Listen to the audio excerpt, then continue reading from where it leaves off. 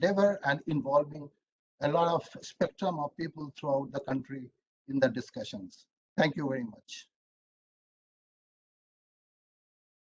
Thanks, Professor Kanchan Chaudhary. And you raised very valid and pertinent questions about the success of the implementation of this NEP. So we'll definitely consider all these things later on. And now I invite Professor Pankaj Jaloti ji. So please join Pankaj Jaloti ji and share your views. Okay, Thank great. you, sir. And you said about 7-8 minutes? 8 to 10 minutes maybe, sir. All right, sounds good. So thanks very much. So just first, let's just take the global scenario of knowledge. We are in the knowledge world, engineering and sciences and so on. Actually, today, people require more knowledge, more skills to be employable than was, let's say, 5 years, right? That's just ground truth. Companies,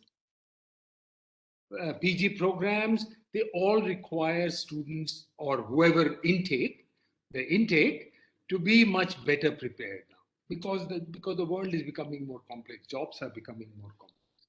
So actually, today the scenario is that we need more education to be employable or to be desirable, this thing, than less. Okay, let's understand that. 5 years ago, if you just knew programming, you can possibly get a job. Today, you need to know, just taking from IT, you need to, 10 years ago, anybody who knew programming would get a job. Today, you can't. You need to know a lot more before you can get a decent job. So let's understand the context because the world knowledge is increasing, complexity is increasing, companies are demanding a lot more skills, not less. Okay? So when people have been saying, companies have been saying our graduates are not employable, they're complaining about lack of skills. By reducing any duration, clearly it's not going to get, they're not going to get more skills, they're going to get less. So first of all, therefore, I mean, there is a need for keeping that in perspective. Now, the second point, before I have 2 or 3 suggestions only, but this is the context. The second point of the context is this. I think the speaker just now mentioned the data wasn't shared, Professor Kanchan. If we look at, I've been involved with 3-4 institutes, people exiting before completing a degree are very, very few. I would imagine IIIT Allahabad would be similar. A few percent, maybe, is what my suspicion is. The fact that colleges where education is very poor, where people want to leave, that's a very different problem to work at. It's not a problem of, that people want to leave after 3 years because they want employability and so on and so forth, right? So in the institutions that I'm familiar with mostly, the problem of people wanting to leave early is actually not there. Most people come to a BTech program to earn a BTech. That's probably 95% plus. Most people who come to MTech programs and actually pay fairly substantial fees they don't want to exit with a PG diploma, they want an MTech. And similarly, though in PhD there are more people, you would see globally, more people sort of leave, not without completing, but even there, the completion rates in India are usually very, very high because people who enter want to. So my main point is that for the kinds of institutions, at least the ones that I'm more familiar with, both at the BTech, MTech and PhD level, the main use case, the dominant use case remains that a student comes and wants a BTech and exit with the best BTech that he or she can. Exit with the best MTech that he or she can and exit with the best PhD. That's the main use case, 90% plus for BTech. I would imagine almost 100% for MTech, maybe somewhat lower for PhD. Okay. Now, if that is the dominant use case, which as I said, I know is the case for most good institutions.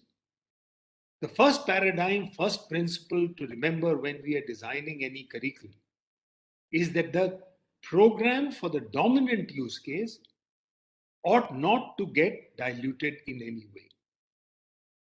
If a series of courses will get me the best BTech, will allow us to prepare the best BTech, changing it so we can do some of these special cases and not be optimal for this is clearly, you can do the weighted sum and you'll find it suboptimal.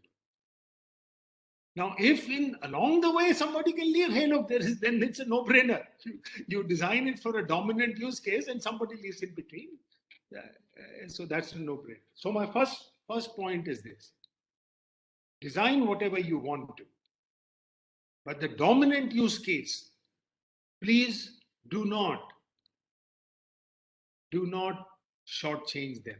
People come to IIIT Delhi, Allahabad, IIT to get a BTech and that, or MTech or PhD. And that should remain, and our focus should remain to make sure that the dominant use case for students, they get the best BTech, the best MTech, the best this thing. Okay. Now, second case. But still, NEP has said something, right? But by the way, just because NEP says so, it doesn't make it that everybody has to do it that way. You know, some places may need it where people are leaving very quickly, very soon, and they don't like it. Maybe they need it. But still, flexibility, on the other hand, is a desired thing. Globally, without NEP, with NEP, flexibility is a desired thing. But flexibility without compromising the main use case. Main use case should not be compromised. Now, this flexibility of multiple entry, multiple exits, without compromising the dominant use case in the program design, can actually very easily be achieved through fairly standard mechanisms. Okay, so for example, of course, as Rajat mentioned upfront, you need a credit system. You cannot have any flexibility without a credit system. But then credit system is now pretty much spread all over, and there is a national recommendation for it also. So credit system is needed first of all. And then now we have to talk about flexible entry and flexible exit. What we need for flexible entry is some flexible credit transfer mechanism, credit counting mechanism. Should you want to take somebody in the after at some point other than the very strong entry point, find some way to count the credits and give that credit to the person to join. Okay, while the program remains dominant program. So flexible, once you have a credit system, the second thing needed is a flexible credit transfer mechanism. So you can transfer. So if the person has done something somewhere else and wants to move from institution X to institution Y, and when it comes to institution Y looks at all the credits of X and does something and does a transfer. So to get the person in. On the other side, flexible exit may mean entry into some other place, or maybe exit for a break, for example, or whatever. Flexible exit really simply requires a good mechanism to carry forward credits that have not been counted for a degree. We don't do a good job of that in general.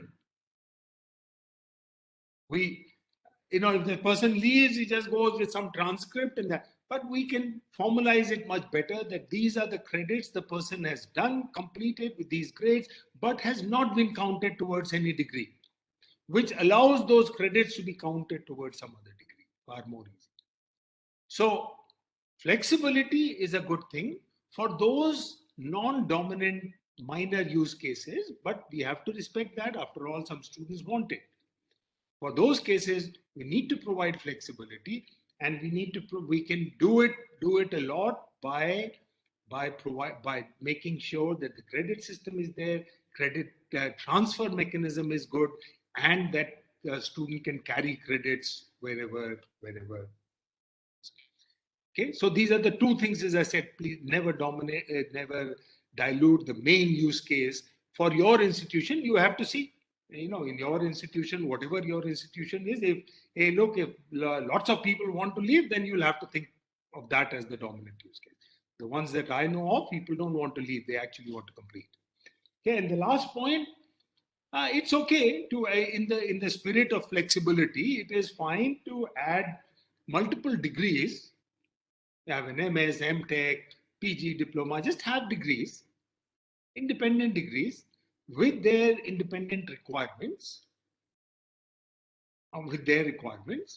and then use the credits and all that, so person can leave with the person can earn something, etc., right? I mean, that's fine to be able to leave with a. I don't see too many real good opportunities here. As I said, most people will come to MTech not to get a PG diploma, but to actually get a MTech.